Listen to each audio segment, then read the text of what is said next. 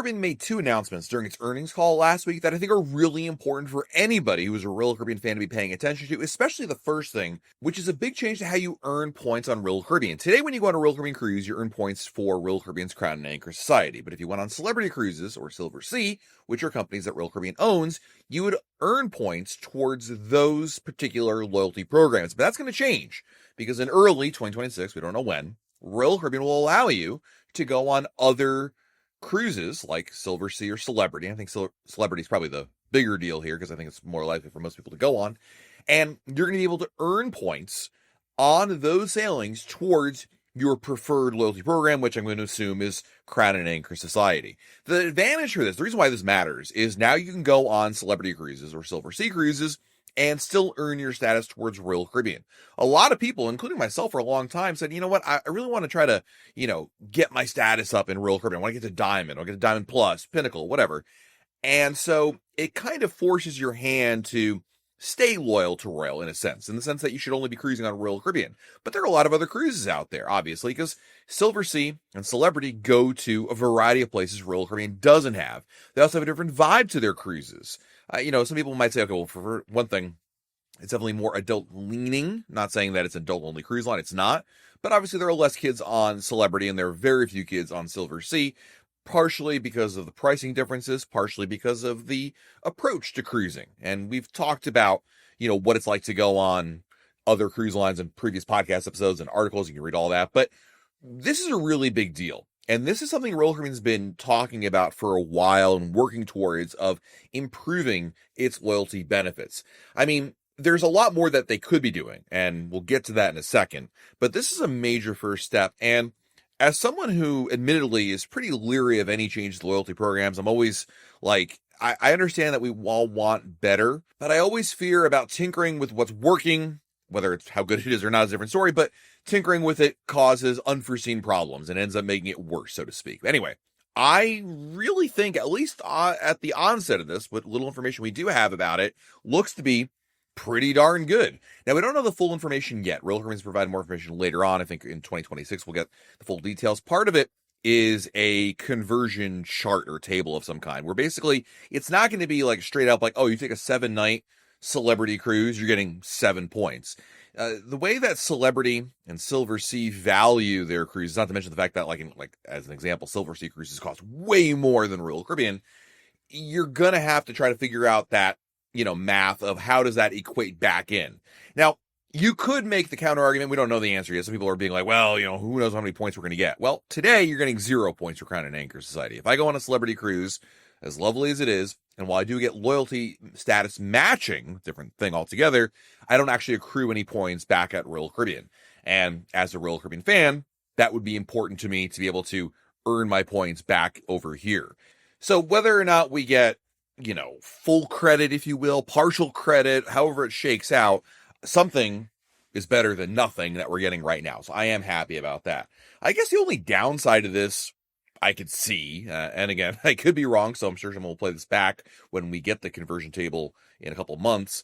One would be, are you only going to get like partial credit? Like, if you go on a 7-night cruise on Celebrity and you stay in a suite, do you get like less points because you're converting? I don't know. The other thing, of course, would be, and this is something people have brought up, is does this dilute the program? Meaning, if you're if you're making it easier to get points, you're going to make it easier for folks to move up in the upper tiers. And if we've learned anything from the last couple of years when that happened with the double Crown and Anchor points that happened during COVID, in which you could get double points for booking your cruise because Royal Caribbean was desperate for business and wanted people to book cruises and sail on them.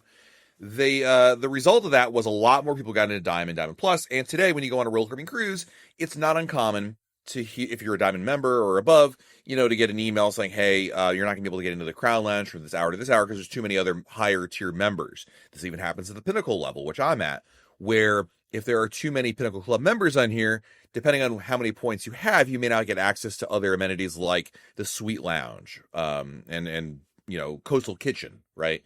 So it all kind of, depends on the sailing. And that's a problem today, but adding more points into the system, I think it's fair to say, would add or exacerbate that problem, right? Because you're going to get more people that are able to move up to the higher tiers.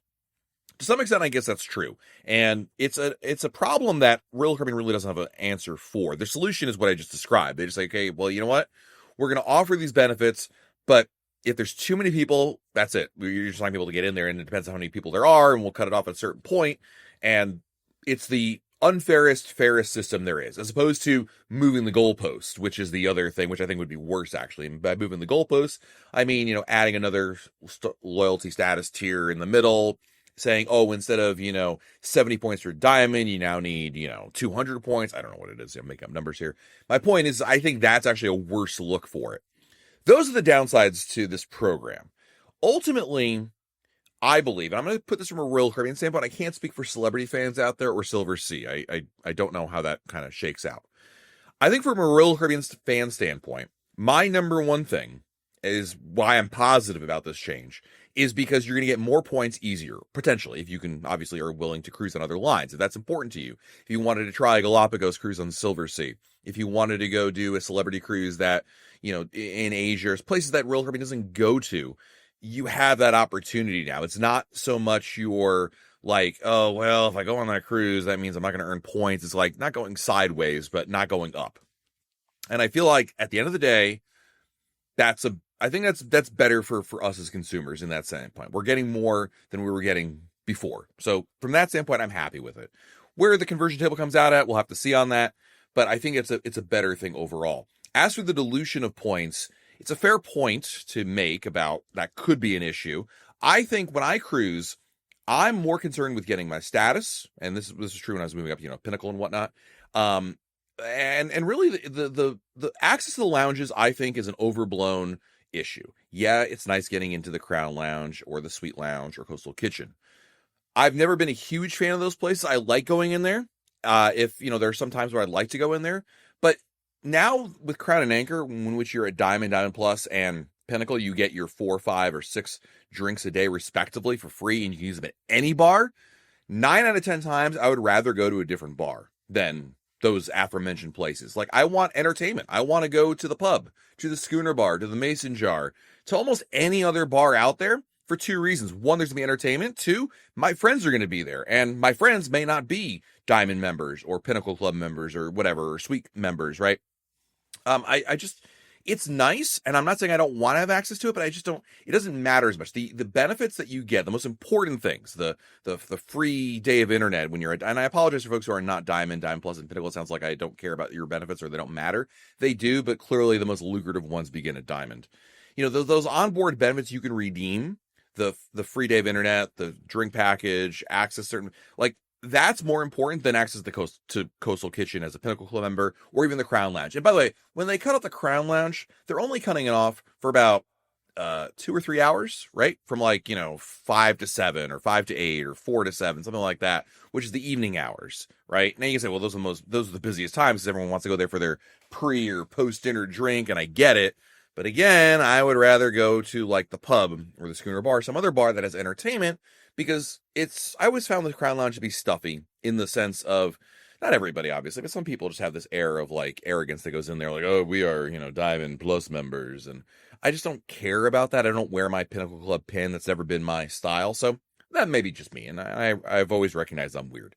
But I think the good thing is, and this is especially true if you're not Diamond members, if you're sitting at 10, 20, 30 points, something like that, and you're like, man, I'd love to be able to get to Diamond because, hey, 4 free drinks a day, some of the other benefits, the day of internet, those are really great perks to get.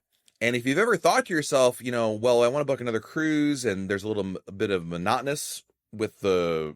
with the offerings from Royal Caribbean, it's it's the same old in a lot of the places, Europe, Caribbean, you don't see a whole lot of change in offerings there, but you could now get them with Celebrity or Silversea. That could really change the nature of it. So really, I think this is a huge positive change. I'm very, very happy about this change. I think it's a really good one, and I applaud Royal Caribbean. I'm surprised by it. They did also mention that they are going to be, this idea of what they're not doing, by the way, is they're not combining loyalty programs yet, anyway.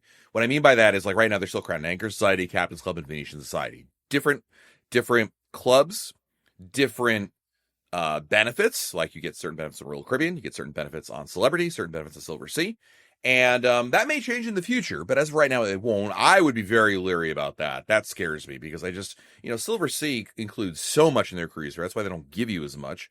Celebrity includes a little bit more, but their approach is a little bit different. I think that happy hour thing they have pales in comparison to the 4 free drinks that you get as Diamond, and 5 for Diamond Plus and 6 for Pinnacle.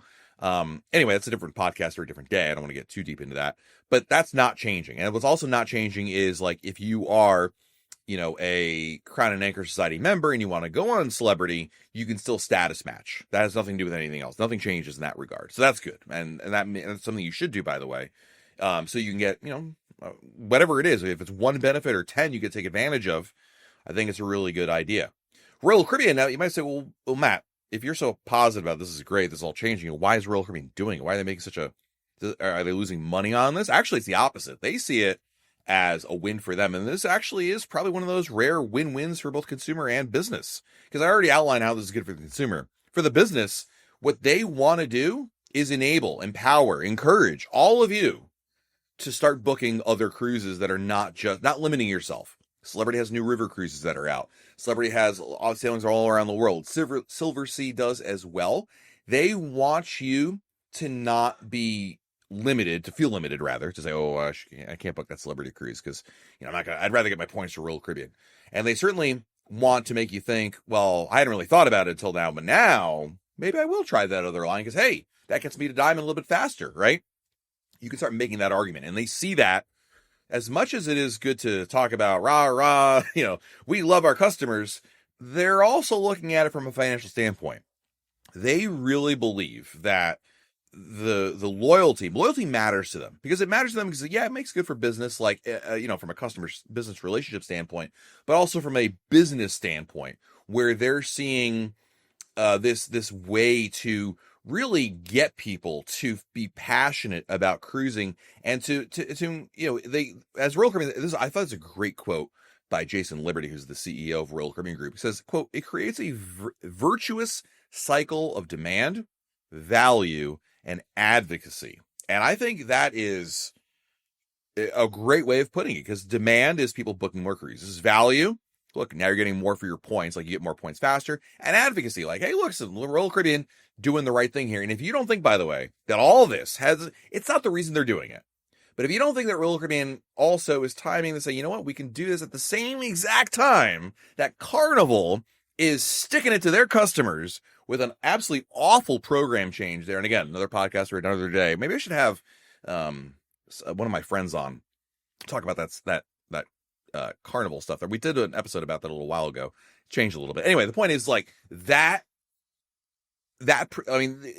definitely a dig there. They never said Carnival during the earnings call, but I mean, it's definitely I think a good win-win for all cases there. So that's number 1. Number 2, something else they also announced was a new beach club in Santorini, Greece. This one, I had no idea. I mean, I was about as shocked as anybody. I was like, really? Not only are they opening a new beach club in Santorini, which is in the Greek Isles, but it's opening next year, like summer 2026, which, if you look on your calendar, is less than a year away.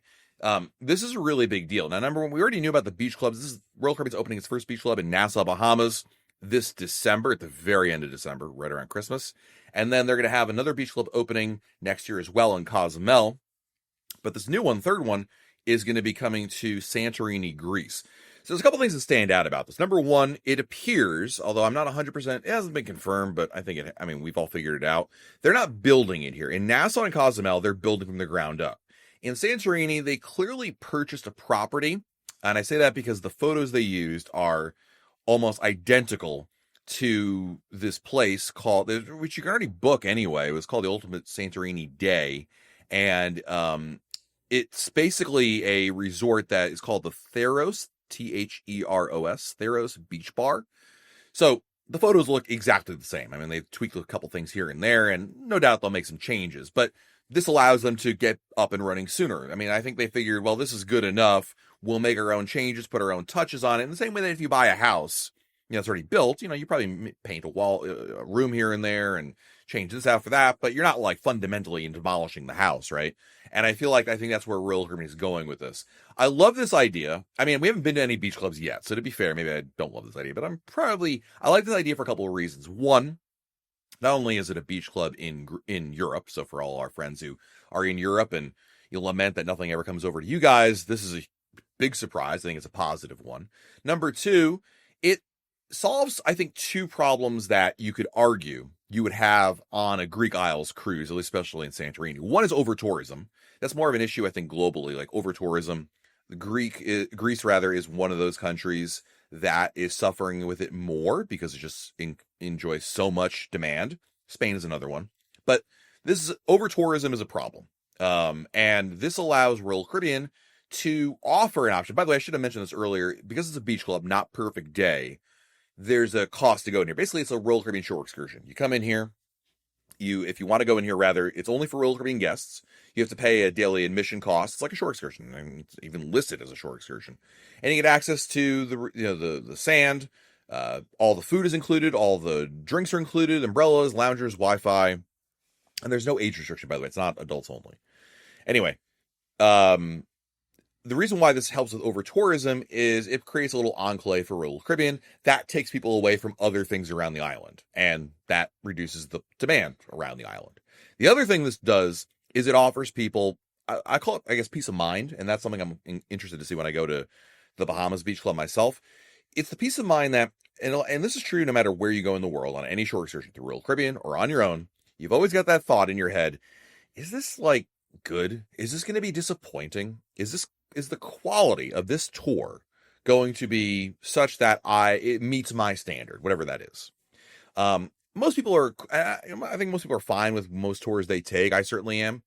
But when Royal Caribbean runs something, and we've seen this Perfect Day at Coco Cay, they understand what their customers are looking for. They understand what to offer them, what's going to resonate, because they've heard every complaint known to man. They've gone through every iteration of what could possibly, do well. And Perfect Day has primarily gotten it, like in the sense that they kind of understand where that product should be. And I think the proof of the pudding is, as they would say, is in all the customer responses and in the feedback and in the reviews and ratings they get, that it's so highly rated that clearly they got a winner there. And they're trying to apply that model on a smaller scale with these beach clubs.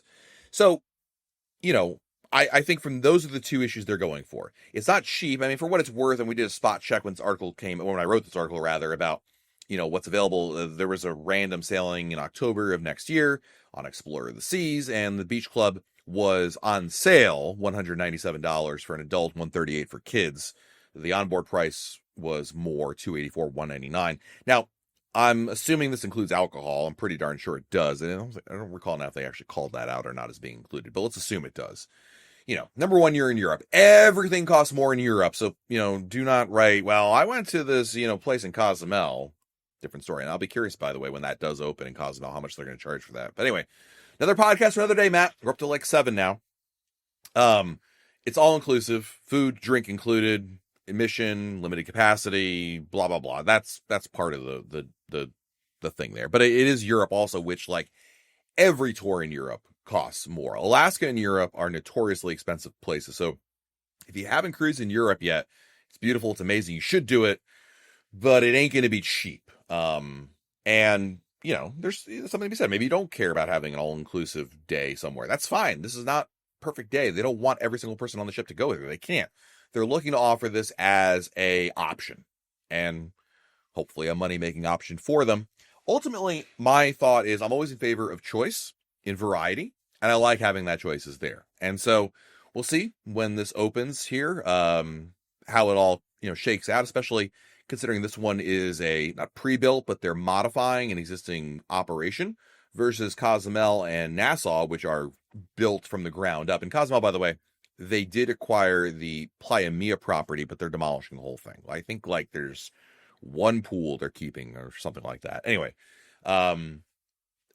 we'll have to see. But it's a very exciting time really for Royal Caribbean. I mean, they're building a lot. They advertised when they said this, they're going to have, by the time you get to 2028, which is only 2 years from now, basically, they're going to have, 8 different beach club or properties, land properties, when you count everything, including Perfect Day and Labadee and Lalepa and a new hotel for Silversea to Antarctica. I mean, they're embarking on a process right now of positioning themselves to really be where, like, you look at, well, roller derby has this and no one else does that. And that's doesn't sound like much maybe right now, but in the future, that's going to be like a big deal. In the same way that, and I don't want to get too ahead of myself, and I'm trying not to drink all the Kool-Aid right now, I'm trying to save some for later. But do you remember when the iPhone came out, and all of a sudden, like all the other phones that came before it were kind of like, oh, well, it's not the iPhone. I think they're trying to go in that kind of a direction. Maybe that's a stretch of a metaphor, but offering private destinations around the world that can offer things that no other cruise line can do is kind of a big deal, and we'll see about that. And certainly here in Santorini, to say I was surprised would be an understatement. But on top of that, you've got this just incredible new offering there that I think will be a pretty darn good, compelling product. So we'll have to see on that. So there you go. Two interesting things that came out that Royal Caribbean announced last week that I think any cruiser should be paying attention to. And, there's more to come, certainly. All right, friends, time to answer listener emails. This is the part of the episode where you send me emails that I read here and hopefully answer correctly. You can always email me, matt@royalcaribbeanblog.com. Be sure to let me know this for the podcast. Our first email is from someone who claims to be the unofficial president of the Canadian chapter of the Matt Hochberg fan club. Okay, it's news to me on a couple fronts. We have a fan club in Canada, unofficial one, and there's a president. Anyway, hi Matt, follow the blog every day, watch all your videos. Here's my idea to gain points quicker. My wife and I are Diamond Plus with 531 points. We currently have 7 cruises booked, which will take us to 610 points. Our goal, of course, is to reach Pinnacle. Our next transatlantic will be potentially a 15-night sailing. If I book a solo in a suite, and therefore get 45 points, and we book my wife in an interior access across the hall, we of course would both stay in the suite. Math works out even paying for that interior across the hall. The only downside I see is I will have to smuggle my wife into the suite lounge. What are your thoughts? Have you ever heard of anyone doing this as a quicker way to gain points? Actually, I hate to be the bearer of bad news, but you're far from the first person to come up with this strategy. This has actually been I don't want to say tried and true, but there have been many people. Actually, one of our writers at RoyalCaribbeanBlog.com, Mercy, wrote an article about this about a year or two ago at Royal Caribbean Blog, and it's just interesting because it's definitely, you're not wrong. It is a way to get there faster. Remember, to reach Pinnacle, or really any status, Diamond, you just need one person in the household to get there. You don't need to have both of you get there at the same time. So what you could do on one hand is have one spouse go on cruises solo. But a lot of spouses don't. The other spouse is like, wait a minute, I want to go too. So, it doesn't necessarily work that way. So the idea here is exactly as it's been described here by my unofficial president of the Canadian chapter of the Matt Hochberg fan club, which may or may not exist, that you book one person by themselves on paper in a suite and the other person in a regular room. I can't speak for the economics of it. I'll go with you on that one. The issue here is, can you get in the suite lounge? And the answer is officially no. The suite lounge is only for suite guests and anybody who's booked in there. And obviously on paper, your wife isn't.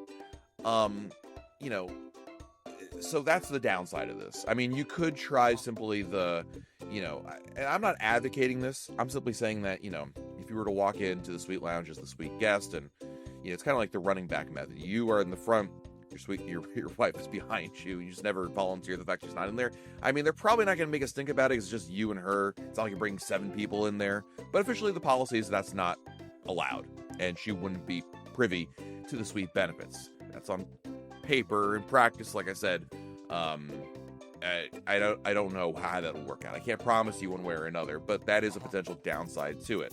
The suite lounge is lovely, but I would argue that it's really the free drinks in the evening that are the best benefit of it. Like the rest of the day, I'm not so sure you necessarily will care to be up there. But considering it's a transatlantic cruise, the transatlantics tend to attract a lot of top tier cruisers. A lot of Pinnacles like them because they're longer sailings and there's not more than norm. And they're also tend to be fairly inexpensive as well because there's less demand for it. Anyway, that may make the demand on the suite lounge higher and more people are there. It's a risk you'd be having to take with that. So I would simply tell you that officially Royal Caribbean's policy is you're not allowed to do that. So good luck there. But you would get the points. That you're not wrong on that part. Our next email is from Steve Burns. First of all, I want to thank you for all you do helping us loyal to Royal Cruisers. I watch your Q&A almost every week. If I don't make it live, then I watch the replay. Also, I've listened to your podcast and frequently check out RoyalCaribbeanBlog.com to catch up on the latest news. I saw you were on Utopia of the Seas and you were sitting behind Starbucks. I would have said hello, but there were a couple of guys who were talking, and I was with my grandson who's only 4, so not the time to stop and chat. Hopefully another time. The first cruise I ever took was on Song of America in 1984. Then I didn't cruise until 2009 on Freedom, and between 2009 and 2020, February on Oasis of the Seas, I'd cruised 20 plus times, so I've reached Diamond Plus. However, until Utopia, I hadn't been on a cruise since the pandemic. So for the longest time, I had to settle for listening to everybody else talking about their cruising, knowing that so much has changed since I first cruised. I found your YouTube channel extremely helpful in getting back up to speed. I was so excited to be able to get on the cruise again. However, I came away disappointed. Mostly, I think because I'm used to things the way they were before the pandemic. Also, I'm usually doing 7 to 8 night cruises. The real reason I was on Utopia was to take my son, granddaughter who's 9, and grandson. So my question is, I know that Utopia is marketed as a party ship, but because this was the President's Cruise, would you say things were over the top? Not in a negative sense, but maybe the music was louder than normal, gave me a headache, and the promenade always seemed to be packed. Or maybe this was just normal for Utopia and Wonder as well. If this is normal, then I'd be better off selling something other than Utopia or Wonder. Or if things were more crowded and louder, maybe things I might give Utopia another try.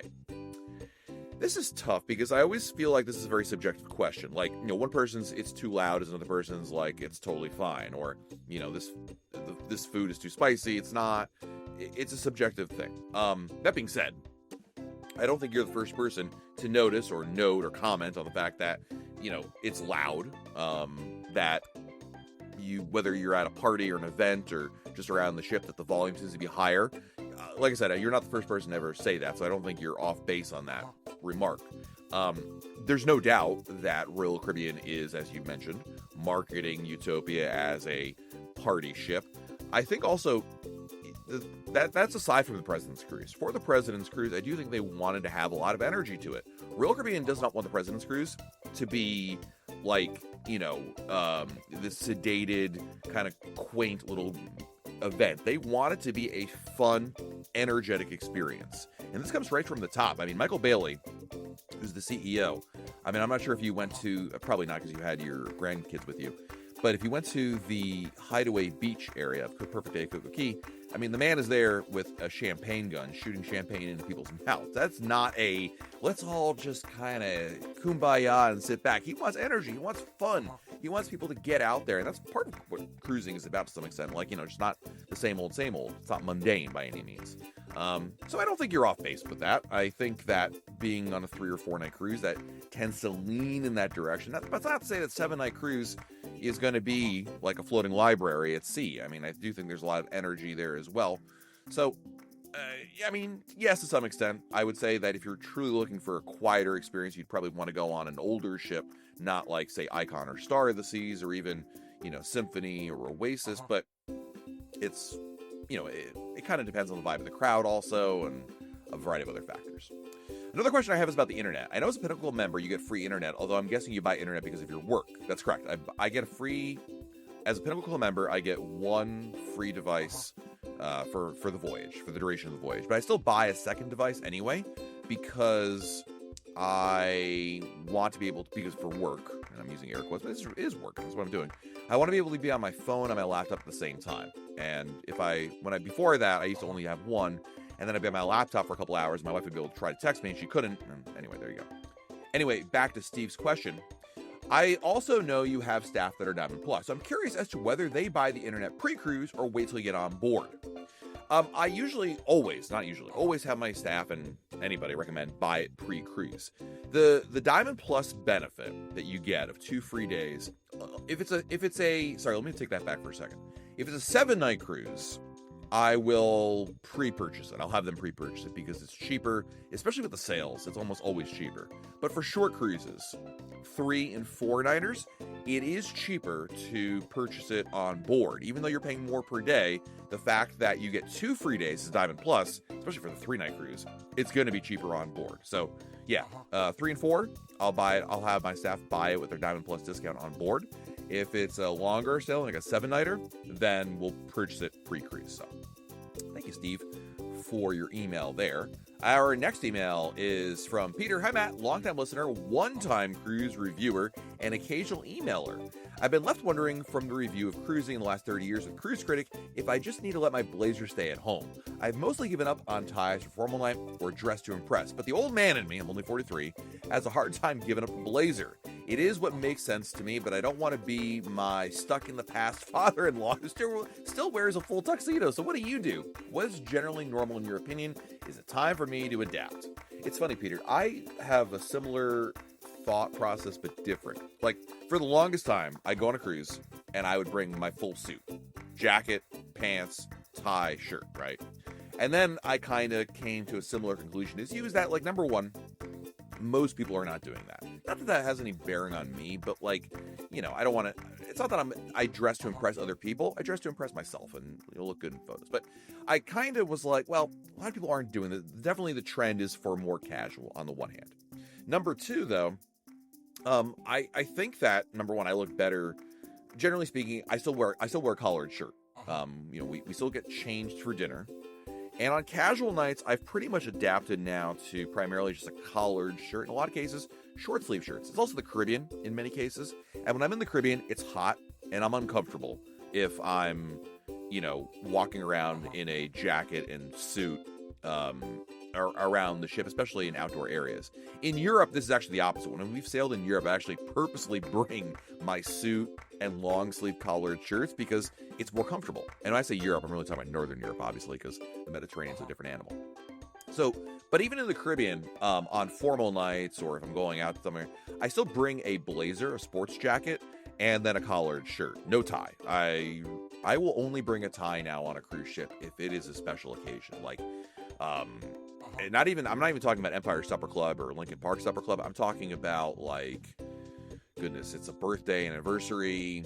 I don't know, something along those lines where I know I need to get dressed up. Also I will bring a tie if it's like a media cruise or something like that, where in that case, yes, I am trying to, you know, look the part for the different executives that are on board. But no, I still bring the jacket because I believe, as a guy, this is my own personal sense of fashion, which may or may not be the case or accurate or anything. I think I look better if I'm bringing a collared shirt and a pair of pants. I like wearing like khakis or chinos or something like that. I still think with a jacket, it just looks better. Like, I don't know how to explain it, but I just think it looks better. So I'll bring my sports jacket, a blazer, whatever you want to call it, collared shirt, and a pair of slacks. It's actually my go-to right now. It's casual, it's comfortable, especially if you get like a good pair of slacks, you know, from like a Banana Republic or something that's like, you know, not like, you know, Walmart brand, the ones that like feel like you're wearing cardboard, like something that's comfortable. That to me is not bad, and I think that's certainly different than your father-in-law, who, by the way, kudos for wearing the tuxedo. I wish I had the gumption for it. And I know folks that still go out all out for formal night, and more power to them. I love that. I've just, like you, Peter, I've kind of adjusted in my ways a little bit. Next email is coming to us from Chuck Andrews. Hope you're doing well. I'm still enjoying your blog and YouTube channel. This past January, my wife and I finished a 7-day cruise out of Puerto Rico on Rhapsody. We enjoyed it so much, we booked another one on Brilliance in January of 27. We booked the junior suite on the back of the ship. As you know, Royal Caribbean has redeployed Brilliance and replaced it with a smaller Vision. We figured, no worries, Vision is the same size as Rhapsody, so no big deal. Unfortunately, on Brilliance, we booked the J3 category, Junior on the back, but on Vision, these are now considered Sunset Junior Suites, category JT. Because of this, they moved this to the side of the ship. Do you think there's anything we can do other than take it? I feel like we paid a little more for Brilliance as a bigger ship, and we also paid a little more to choose our room location. Now I'm stuck with the side of the ship, canceling or rebooking and paying about $1,500 more because of the price difference. Yeah, I think you basically nailed it with your last sentence there. You either stuck with it, cancel, or paying more. There's nothing you can do. If your question is, Matt, is there any kind of recourse, appeal, or something like that? Generally not. Because they're giving you such advanced notice, we're talking about a cruise in January of 2027, and in that email that they sent you saying, hey, we're replacing Vision with Brilliance, they also gave you an out for a cancellation. it's kind of like I don't. They'll never say it's this or the highway, take it or leave it. But that's basically what it is. Like it's different than if they were doing this at the last minute, right? Then you're sitting in a different situation, and then you have more leverage on your side. But this is like, listen, I think if they were here, they would say, well, we understand what you're saying, but you could cancel and book something else and book that junior suite that you want on Brilliance or Radiance class ship somewhere else. So would I pay $1,500 more for a ship? For a balcony on the back of the ship? I would not. 7 nights. That's a little more than I would be willing to pay. I feel like, there isn't really a set amount, but I think $1,000 is that magic number in my head. I don't think a junior suite is lovely. I don't think it's worth that much more for being on the back of the ship. I think the aft balconies in general, and that's what a Sunset Suite is. They just remarketed them. I think in general they're very nice, but I'm not paying top dollar for them. And I think a junior suite on the side of the ship will certainly be lovely and certainly be a great room for you. I don't think you're really doing yourself a disservice. I get it. You'd rather be on the back, and it's not quite the same thing. But having done cabins on both the aft and the side, it's just not worth $1,500 to me. I'd rather take that money, spend on a drink package, an awesome shore excursion, or heck, even another cruise. So that's kind of where I fall on that, Chuck. Hopefully that helps you out there. And our last question today is coming to us from Rob. Hey, Matt, I've been listening to your podcast and love them. Just seeking your opinion and feedback. We have cruised Royal Caribbean for years, but our last cruise was in Europe in 2020 before COVID. We're currently on day 3 of sailing on Brilliance of the Seas along the Canadian coast with a stop in Portland, Maine. I was disappointed with several things. First and foremost, the dress code in the main dining room and shops. Shorts, flip-flops, and hats are the new norm. I typically wear slacks and a Tommy Bahama shirt, and on formal night, which was tonight, now dress your best, wear a suit with minus the tie, of course. The same people wearing shorts, flip-flops, and hats sometimes turn backwards, totally unacceptable in my opinion. The main dining room food has been mediocre. Tonight, this is our second night there. Last time we ate at Chops. Besides the food being mediocre, we felt extremely rushed, like they couldn't wait to get us out of there, taking our food order before we could even order a bottle of wine. As soon as the appetizer was gone, the main course was there, and same with the dessert. We've never experienced this before, but Chops last night was excellent, the food was great, and the service was top-notch. The only other line we've sailed on is Celebrity, and we'll be cruising on them in May of 26 from Venice to Rome. Celebrity's always been a step up from, so hoping that's the same. I just turned 60, so I'm not that old, but an old school type guy. Just wanted your opinion on Royal Caribbean and the changes we've seen so far. So this is a really interesting. I actually like the faster service. I get you feel rushed. I'm going to say this, Rob. I hated going to the main dining room and never knowing how long dinner was going to take. Moreover, and more to the point, I hated going to the main dining room and spending 2 hours in there. Like, I get it. On the one hand, I do like having the same wait staff. It's a nice way to end your day or round out your day anyway. I've always enjoyed that. Going back to my very first cruise, I love the main dining room. I'm not a main dining room hater, but like getting in and out of there in about 60 to 70 minutes is perfect in my opinion. So I'm not going to agree with you on that one. I actually think I wouldn't call it rushed. I just think it's better than being like, what the heck is taking so long? We've been here for 90 minutes and we're still on our appetizers. Like, I'd rather, I want to come in and enjoy a meal, but not be sitting there for 2 hours plus. And that is something that Royal Caribbean has specifically targeted, and that's why you're experiencing that. So I don't see that as a negative. You asked my opinion. I'm just saying that I personally don't have a problem with that.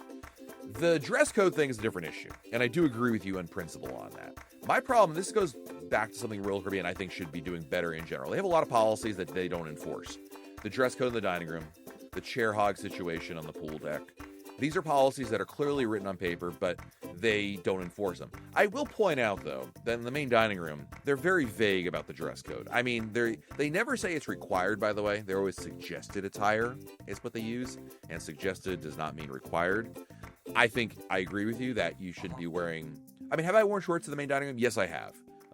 More often on, like, either embarkation day if our luggage is late, maybe the last day of the cruise, or even in a day in which we're in port very late and we just got back on the ship, and if they kick me out, they kick me out, but they didn't kick me out. But the flip-flops thing, I mean, yeah, the hat, I get where you're going with this one. I'm not disagreeing with you on that. This is just society in general, and we talked about this a little bit earlier in this episode, in the questions rather, about people don't get dressed up as much. And the fact they call it dress your best on formal night is more about semantics. Like, it just sounds better, it sounds less stringent, etc., etc. It's interesting, we talked about the other episode that we did with Cruise Critic when I was talking to Chris about this. Like, formal night has, if there was a line chart, the popularity of formal night has definitely gone down. Like, the line chart would be pointing downwards, like at a 45-degree angle. But the theme nights have become way more popular. Like, when I started cruising, it was like 70s night and things like that, right? And I was like, okay. But like white night, red night, Caribbean night, people really do get dressed up. A lot of families love this idea. I think it's really born out of the pajamas on Christmas thing. People started like embracing that because that was like a tradition people had at home. But then on cruise ships, we're like, you know what? We're on a cruise. We're going to have a good time. We're going to get dressed up and do that, and matching your family. So it's kind of interesting that has gone up. Ultimately, the issue, in my opinion, is Royal doesn't enforce whatever rules they claim to have there. I've said this for years. I wish they would be a little more clear on this. Like, either say, here are the requirements to dine in the main dining room, or don't. Or take away them all and say, you know what? It's a free-for-all because we're not enforcing them anyway, so go for it. Yeah, I wish I had a better answer than that, but I do agree with you. I understand. I agree with you in principle that I've definitely seen people who should not be dressed the way they're dressed in the dining room. But at the end of the day, I also don't think it should look like a scene out of Titanic with like top hats and tuxedos, which I don't think you're saying either. I know, you said you dressed, Tommy Bahama shirt and, a pair of slacks, which is exactly what I just talked about earlier in the other question. So I'm with you on all that. But at the end of the day, what other people wear in the dining room has no impact on my dinner. My food tastes the same. I'm there to focus on my family.